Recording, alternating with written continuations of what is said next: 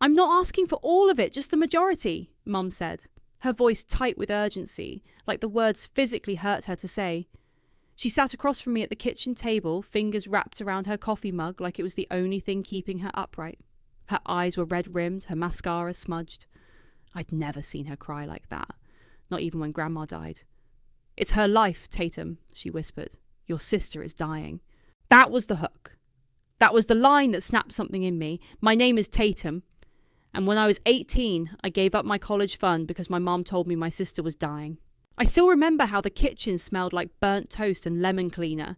The air was thick with panic, and London was upstairs, supposedly too weak to come down. I hadn't seen her in days.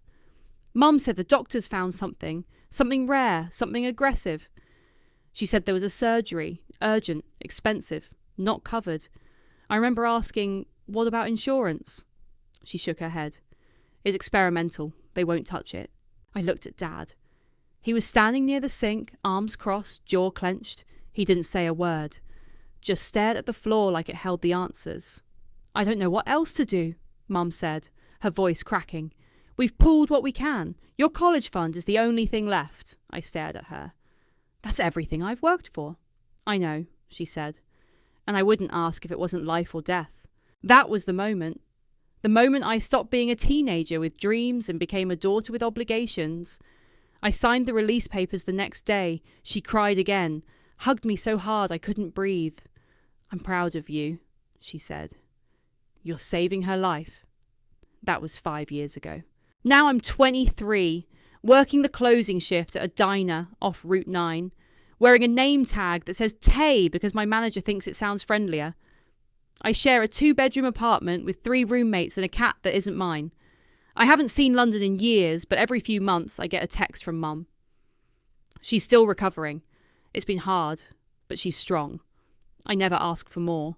I stopped asking after the 2nd year. Tonight, after my shift, I'm sitting on the ripped couch in our living room, peeling off my sneakers when my phone buzzes.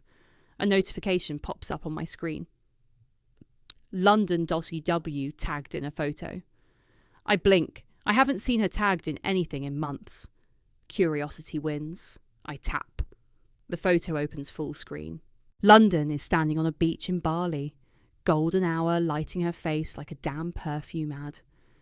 She's wearing a silk wrap, long legs stretched out in the sand, her hair in perfect waves. Her face looks different, sharper, almost doll-like. The caption reads, Healing looks good on me. Glow up. Island vibes. On my self-love journey. I stare at the screen. My thumb hovers over the image, then taps to the next one. She's on a yacht, champagne in hand. Then another. Some luxury spa with cucumber slices over her eyes, all posted within the last few months. I scroll back. The surgery was supposed to have happened in March, 5 years ago. I remember because I missed my senior prom that week. The photo from Bali is dated 6 months after that. I lock my phone and sit back, heart pounding. No, there has to be a mistake. Maybe she recovered quickly. Maybe the surgery worked and she's living her life now. Maybe. I open Instagram again. Go to her profile. It's private. I press the back button and stare at the last photo again. Her face, her nose, is different. Her jawline too. Not just different. Constructed. I don't sleep that night. I lie in bed staring at the ceiling, replaying every conversation from that time, every tear my mom shed, every silent nod from my dad, every missed opportunity I swallowed because I thought I was choosing love over ambition. The next morning I call Mum. She answers on the 3rd ring. Tatum, hi sweetie. Hey, just checking in. How's London? Oh, still recovering. It's been a long road, but she's getting stronger. I pause. Is she in Bali? There's a beat of silence. What?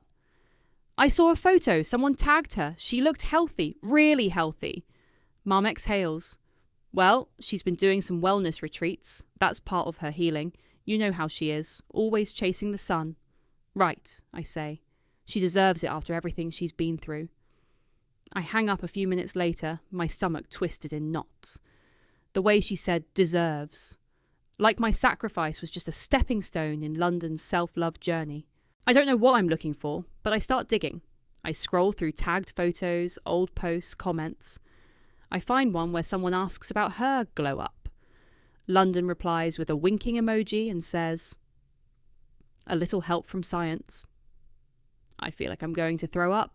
I don't tell anyone, not yet, not until I know more. But something inside me shifts that night. A quiet click, like a lock turning. I don't cry, I don't scream. I just sit there, staring at her face on the screen, and whisper to myself, "You lied." And I gave up everything. The next morning, I called in sick to the diner. I wasn't sick, not in the way they meant.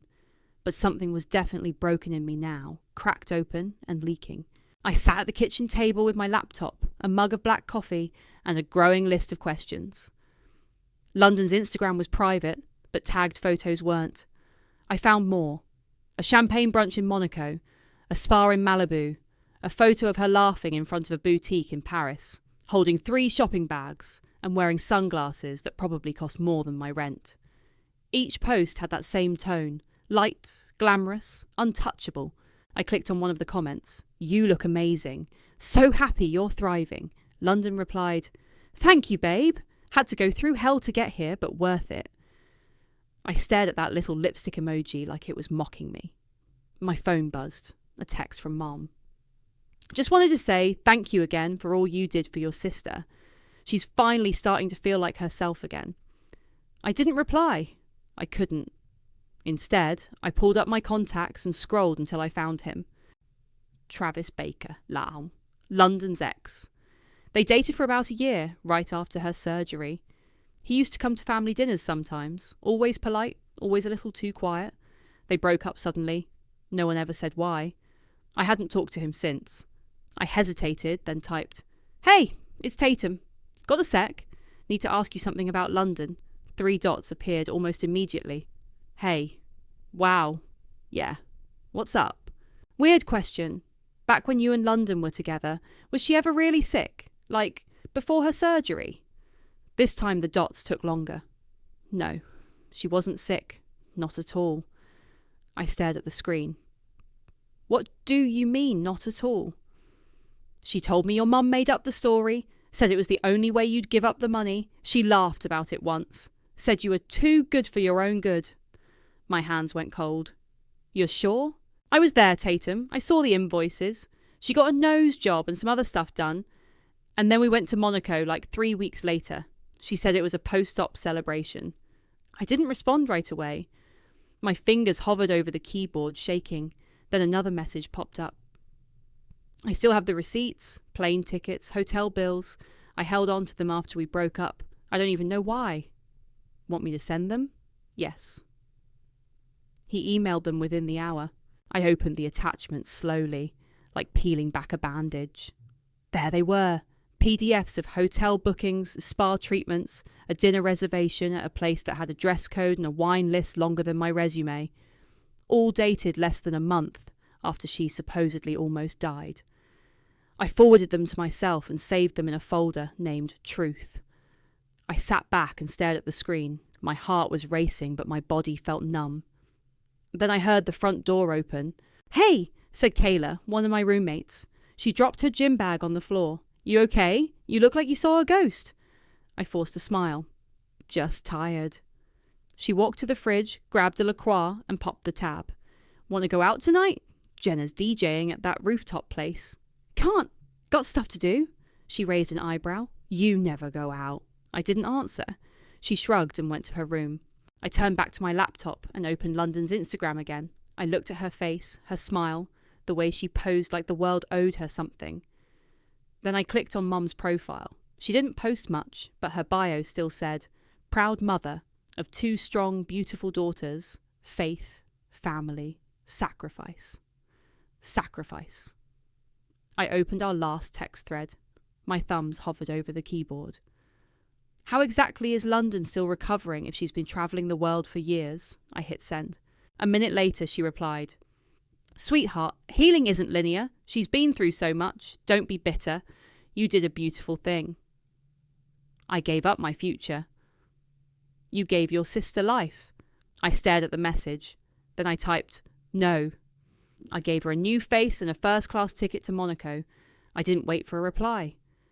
Instead, I opened a new tab and started searching. I wasn't sure for what yet. Maybe a name, a receipt, a clue, anything. I didn't know where this was going, but I knew one thing for sure. They thought I'd never find out. They were wrong. The receptionist at Mitchell Aesthetics had a voice like a cheerleader and the energy of a triple espresso. "Hi, thanks for calling Dr. Mitchell's office. How can I help you today?" I cleared my throat. "Hi. I'm doing a piece for a blog about cosmetic trends and recovery timelines. I was wondering if I could get some general info about rhinoplasty packages. Pricing? Estimated recovery? That kind of thing?" "Oh, totally. I can email you our latest brochure with all the details, including procedure timelines, average costs, and post-op care." "That would be amazing. Thank you. Can I get your name and email?" I gave her a fake last name and my real burner email. She chirped a thank you and hung up. 5 minutes later, the email came through. I opened the PDF and scanned the document. Rhinoplasty. $15,000, $21,000 depending on complexity. Optional add-ons for chin contouring, lip fillers, and non-invasive facial harmonization. Recovery. 10-14 days for public appearance, 4 to 6 weeks for full healing. I clicked through the file until I found a sample invoice. The logo matched the one from Travis's receipts. I leaned back in my chair. My laptop screen glowed in the dark room. The only sound was the hum of the fridge behind me. It wasn't enough. I needed more. I needed proof tied to my money. I grabbed my bag and headed to my parents' house the next morning. I hadn't been there in over a year. Mom said she was taking London to a wellness retreat in Sedona. Dad would be home. He always was. He opened the door with a surprised blink. "Tatum? Hey, Dad!" He stepped aside slowly. "Come in." The house looked exactly the same. Family portraits on the wall, the same beige couch, the same dusty fake plant in the corner. I walked straight to the hallway. "Wait, what are you doing?" he asked, trailing behind me. I didn't answer. I went into the office, sat at the old desktop, and powered it on. It took forever to boot up. Dad stood in the doorway. "Is everything okay?" "I just need to check something." He didn't stop me. He didn't ask again. He just stood there, rubbing his hands together like he was cold. Once the computer loaded, I opened the browser and clicked on saved passwords. London's email was still logged in. So was Mum's. I opened Mum's inbox and searched Mitchell. My breath caught. There it was. Subject: Payment confirmation, Mitchell Aesthetics. I clicked. The email was dated March 14th, 5 years ago, the day after I signed over my college fund. Transfer of $19,800 received. Procedure scheduled for March 20th. Recipient: Elizabeth Patient, London. I took a screenshot and emailed it to myself. Then I searched account transfer. Another hit. Subject: Custodial withdrawal request approved. Amount: $20,000 from Tatum's college fund to Elizabeth, custodial guardian. I clicked again. The approval was time-stamped 3 hours after our kitchen table conversation. I leaned back, hands shaking. "Dad," I said without turning around. "Did you know?" He didn't answer. I turned to look at him. His face was pale. "I didn't know the whole plan," he said quietly. "Just that the money wasn't going to a hospital." "So you knew it was a lie?" "I thought it was for therapy. Maybe something to help her mental health. Your mum said it was complicated. She stole from me." He looked at the floor. "I didn't know how to stop it." I stood up. "You didn't even try." He didn't follow me when I walked out.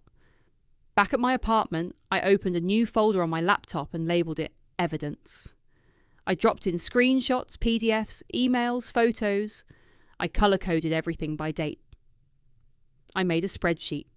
March 13th, Mom asks for money. March 14th, custodial transfer approved. March 20th, rhinoplasty scheduled. April 10th, London in Bali. May 3, Monaco trip with Travis. I cross-checked it all with Instagram timestamps and tagged photos. I found a post where London checked into Glow House Beverly Hills for a lip filler touch-up. Another where she thanked a skin sculptor in New York. The pattern was clear. Every few months, another enhancement, another trip, another lie. I stared at the spreadsheet. Then I called Aunt Ruby. She picked up on the second ring. Tatum. Hi, I need to ask you something. Okay. Do you remember when Mom told everyone London was sick? She hesitated. I remember it didn't feel right. She wasn't sick. It was plastic surgery. They used my college fund. There was silence. I have proof, I said. Receipts, transfers, emails. Ruby exhaled sharply. Jesus. I'm not telling you this for sympathy. I'm telling you because I'm going to do something about it. What do you need from me? There's a family reunion next month, at the lodge. I know. Your mum's been planning it for weeks. She's calling it a celebration of resilience and recovery. Ruby laughed bitterly. Of course she is. I'm going to show everyone what really happened. There was a pause. I'll be there, Ruby said. Whatever you need. I hung up and stared at the screen again. The folder was growing. The truth was getting louder. They wanted a celebration. Fine. I'd give them one they'd never forget. I set up the projector on my kitchen table, dimmed the lights, and clicked through the slides. Slide 1. A photo of me in London at the beach when we were kids. We're both smiling, sunburned, wrapped in towels. The title above it read, How I Paid to Save My Sister's Life.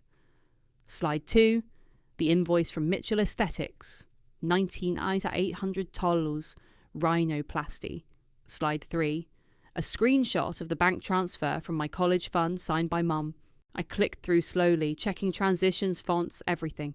I wanted it clean. Precise. No room for doubt. Kayla walked in halfway through and stopped in the doorway. What's this? I minimized the presentation. Nothing. Just putting something together for the reunion. She raised an eyebrow. That thing your mom's hosting? The resilience and recovery party? Yeah. She took a sip from her smoothie. Sounds like a cult meeting.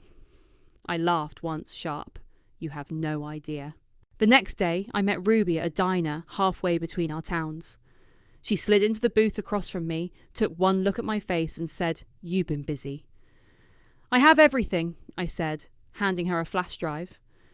Bank records, emails, receipts, even Instagram timestamps. She took it and tucked it into her purse without looking. You're really doing this? I'm not just doing it for me. I want them to feel it. I want them to sit in it. Ruby nodded slowly. You're your mother's daughter in all the best ways. I blinked. That's the first time anyone said that, and it didn't feel like an insult. She smiled. I'll be there. I'll sit right up front. The week before the reunion, I called Mum. Hi, sweetheart, she chirped. So glad you called. I wasn't sure if you were coming. I'll be there, I said. I want to support London. Oh, that means so much. She's been through so much. You know how hard these years have been for her. I do, I said flatly. She's speaking at the end, but if you want to say something too, maybe a little tribute, about sisterhood, that would be lovely. Yeah, I said. I'll prepare something. The pause on the other end was brief, but I caught it. Wonderful, she said. I'm so glad we're reconnecting. I smiled, even though she couldn't see it. Me too, Mum. The day of the reunion, I packed the projector, the USB, and a remote clicker into my tote bag. I wore a simple black dress and flats, nothing flashy. I wanted to look like the girl they wrote off, quiet, forgettable, let them underestimate me one last time.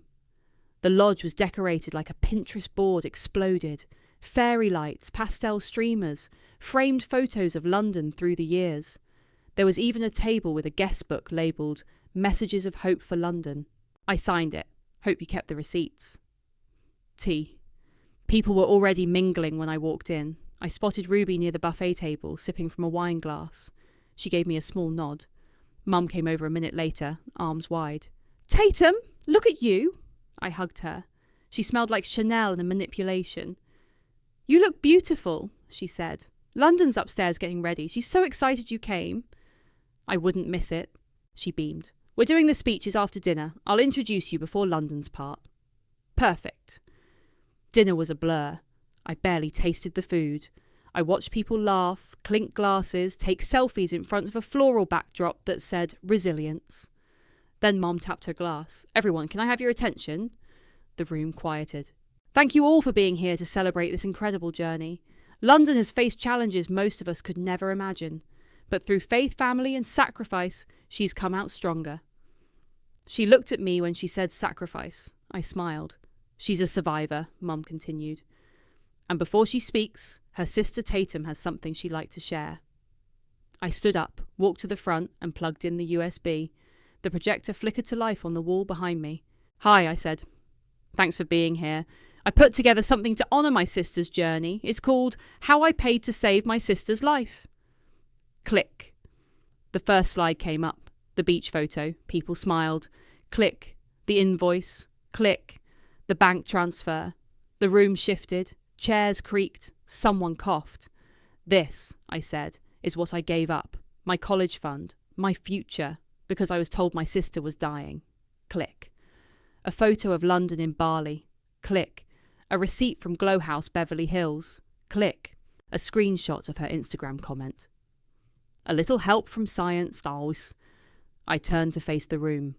She wasn't sick. She got a nose job, lip fillers, spa trips, first-class flights to Monaco, and my mother helped her do it. She used her custodial rights to transfer my money without my consent. Gasps. One woman put her hand over her mouth. Click. Final slide. The email from Mitchell Aesthetics. Payment confirmed. Patient. London. Sender. Elizabeth. London stormed in from the hallway, heels clicking like gunshots. What the hell is this? I didn't flinch. The truth. Mum stood up, face white. Tatum, stop this right now.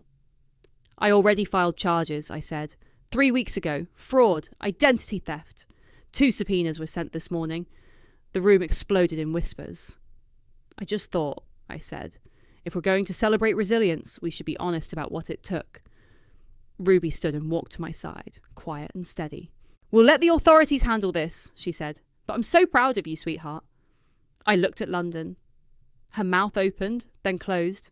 She turned and walked out. I clicked the projector off. The truth was out, and it was louder than any lie they'd ever told. The aftermath hit like a slow-moving train. People didn't rush out of the lodge. They lingered, whispering in tight circles, glancing between me and the now empty podium. Some looked stunned. Some looked like they wanted to clap but weren't sure if it was appropriate. I walked off the stage, past the stunned silence of my mother, and straight to the back of the room. Ruby followed. You okay? She asked, handing me a glass of water. Yeah, just waiting for the fallout. Don't worry, that's already started.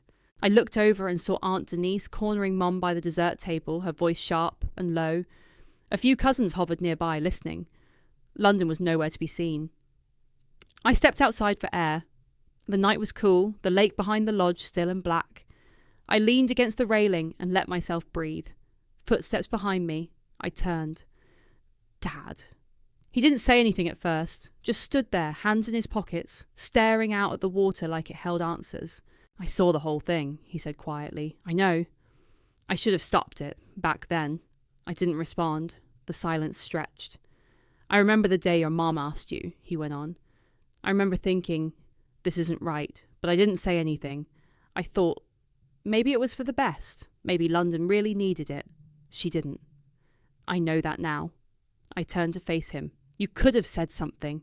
You were the adult. You were my dad. I still am, he said, voice cracking. No, you're just a man who watched it happen. He flinched, but I didn't care. I walked past him and back inside. London had returned. She was standing near the bar, red-eyed but still trying to hold court. A few of her influencer friends hovered nearby, unsure if they should stay. I walked past her like she was invisible. The next day, the video was online. I didn't post it. I didn't need to. Someone at the reunion, probably one of the younger cousins, had recorded the whole thing. It hit TikTok first, then Twitter, then Instagram. The title was simple. Girl exposes her family's lies at recovery party. By noon, it had over 200,000 views.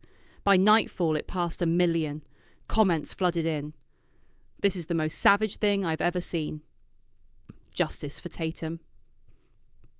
Karma wears heels and carries receipts. By the 3rd day, London's sponsors started dropping her. I got a text from Travis. Saw the video. Holy shit. Proud of you. 3 days after that, I got a call from a woman named Marla. She said she was a friend of Ruby's and ran a scholarship fund for women who'd faced family financial abuse. "I saw your presentation," she said. "I think you'd be a great candidate."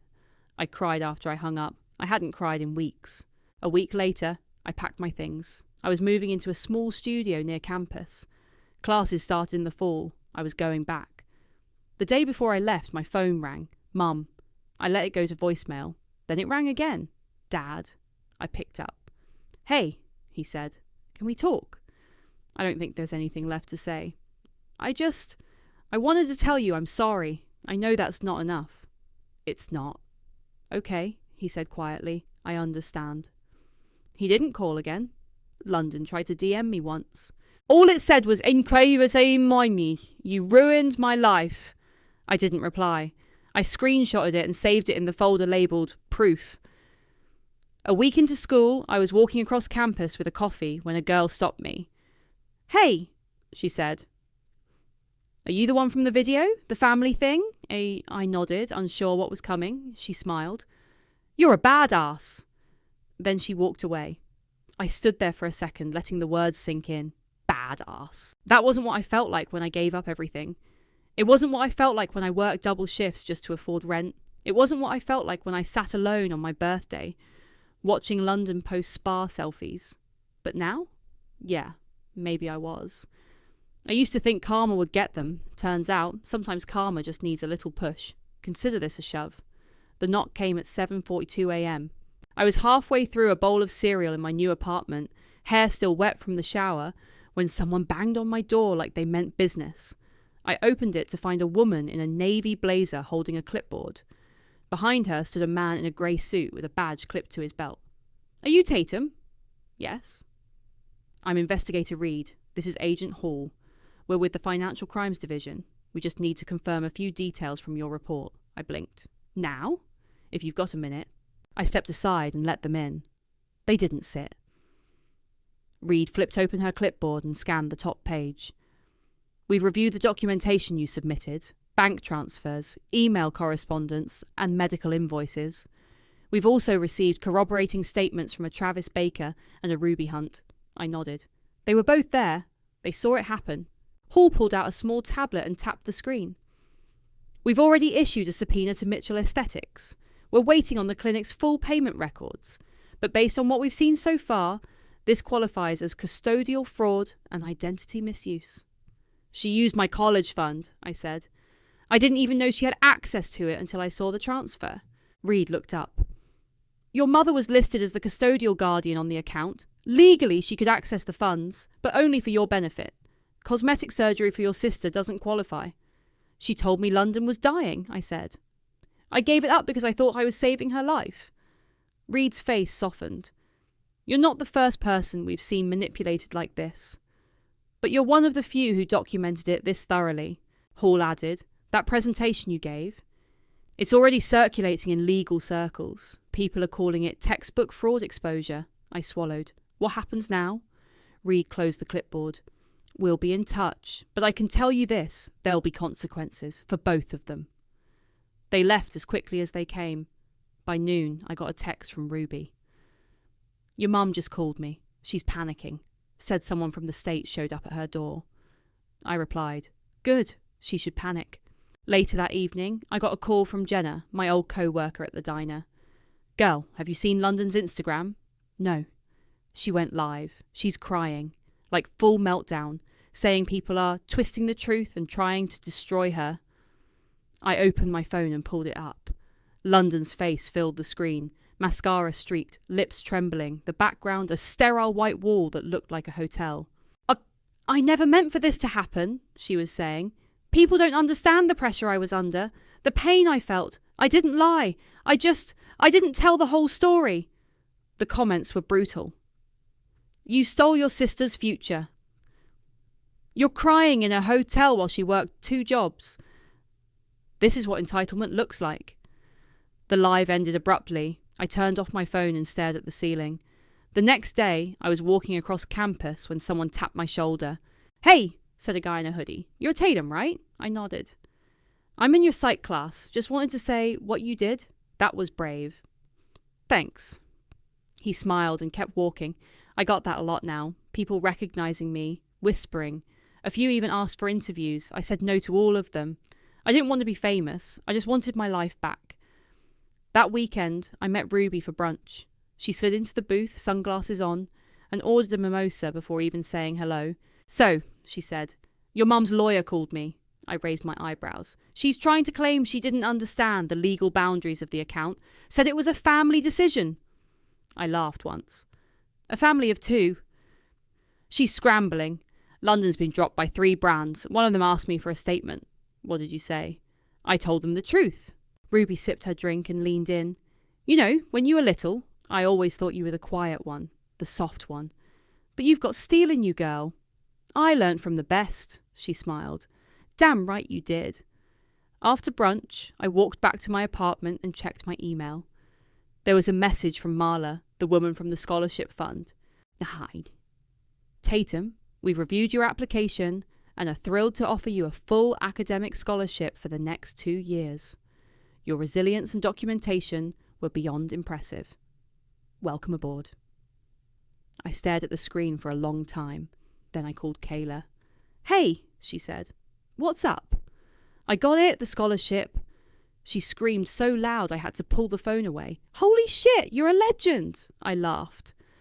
I'm just getting started. That night, I sat on my tiny balcony, sipping tea and watching the city lights flicker. They thought they could lie and move on. They thought I'd stay quiet, but I didn't. And I wouldn't.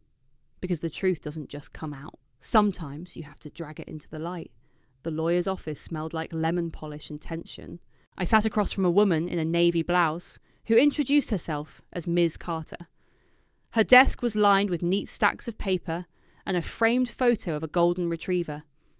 Thanks for coming in, Tatum, she said, folding her hands. We're representing the state in the matter of Elizabeth and London. I wanted to walk you through what's happening next. I nodded. Okay. She pulled a folder from the stack and opened it. We've confirmed the misuse of custodial funds. The paper trail is solid. Your mother's access to the account was legal, but only under the assumption she was acting in your best interest. Using the money for cosmetic surgery for your sister, that's a breach. What does that mean exactly? It means we're pursuing charges, fraud, misappropriation of funds, and potential identity misuse, depending on how the documents were signed. And London. She benefited directly from the fraud. She's being investigated for complicity. If we can prove she knew the money was stolen, she could face charges too. I sat back in the chair, heart thudding. Ms. Carter gave me a small, measured smile. I know this is a lot. No, I said. It's not enough. She nodded. We'll do everything we can. That night, I got a text from my dad. Can we talk, please, just once?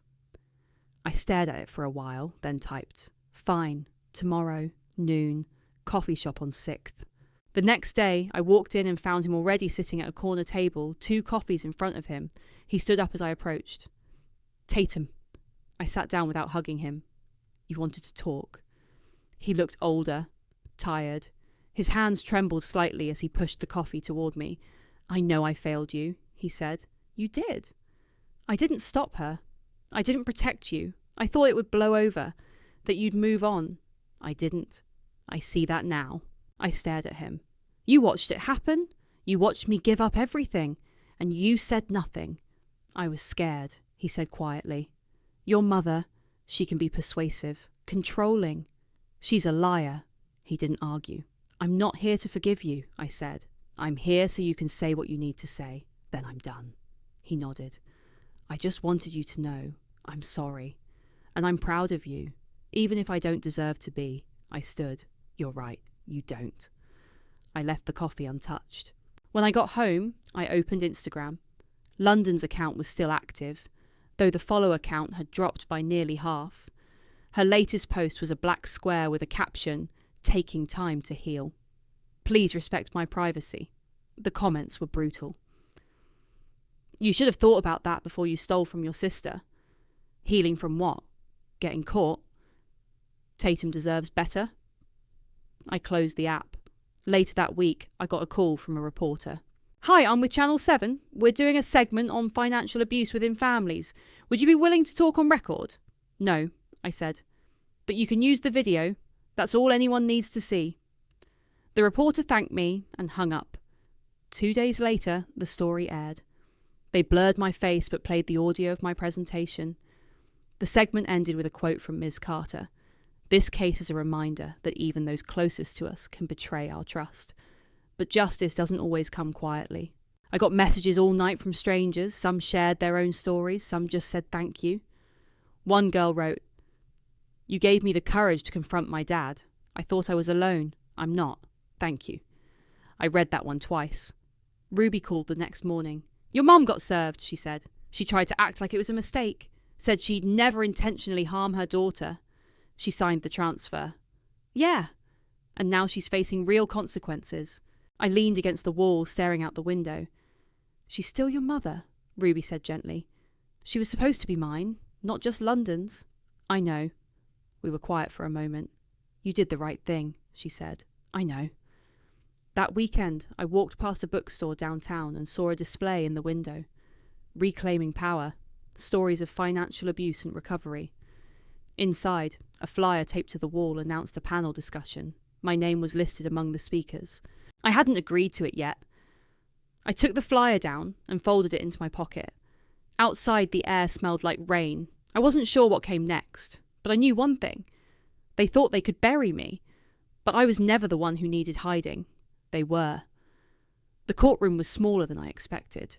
No towering ceilings or dramatic lighting, just beige walls, squeaky chairs, and a judge who looked like he'd rather be anywhere else.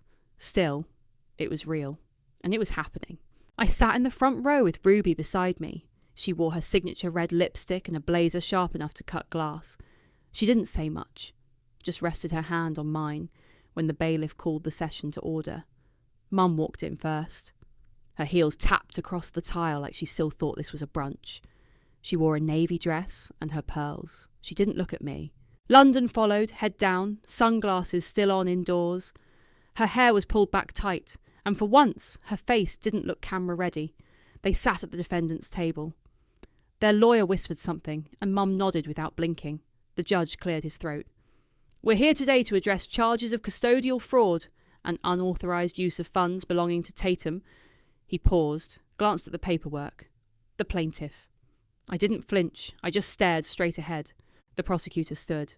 "Your Honour, we have documented evidence of a custodial account being misused by the guardian, Elizabeth, and the funds being funneled directly into elective cosmetic procedures for the benefit of her other daughter, London. The plaintiff was misled under false pretences of a medical emergency. We have bank records, signed transfers, and corroborating testimony." He clicked a remote. The screen behind him lit up. Slide 1. The same beach photo of me in London. A few people in the courtroom murmured. Slide 2. The invoice from Mitchell Aesthetics. Slide 3. The transfer from my college fund. The judge looked over his glasses. "Is this accurate?" Mum stood. "Your Honour, I didn't." "Please answer yes or no." She hesitated. "Yes." "But I didn't mean—" "Thank you, sit down." London shifted in her seat, arms crossed tight. The judge turned to me. "Do you wish to speak?" I stood. My voice was steady.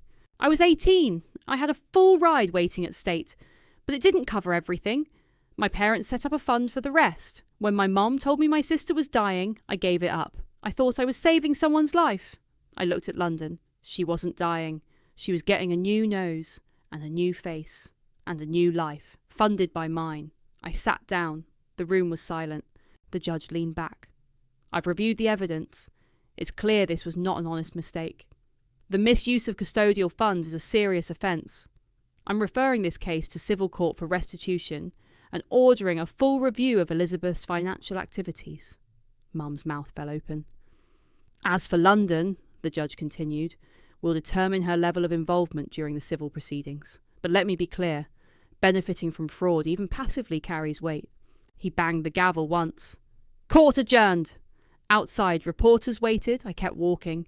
Ruby caught up to me on the steps. "You did it." "I know," she smiled.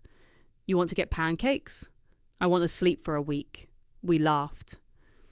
Later that night, I got a call from a number I didn't recognise. Hello? Tatum? London. I didn't say anything. I wanted to say I didn't know it would go this far. You knew what you were spending. I didn't think they'd come after us like this. I'm losing everything. My brand deals, my followers. You stole from me. I didn't take it. Mom did. You spent it. There was a pause. I was jealous, she said quietly. You were always the smart one, the one with a future. I wanted something that was mine. You took mine. I know. I waited. I'm sorry, she said. I hung up. No rage, no tears, just a click. I didn't need her apology. I didn't need anything from her anymore.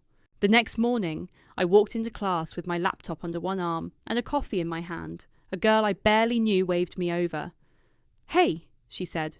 You're Tatum, right? Yeah. I saw your story. My cousin went through something similar. You're kind of a hero in our group chat. I laughed. I'll take it. She smiled. Want to sit with us? Sure. I slid into the seat beside her and opened my laptop. Life didn't magically fix itself. I still had bills. I still had late-night study sessions and cheap takeout and roommates who left dishes in the sink. But I had something else now too. Peace.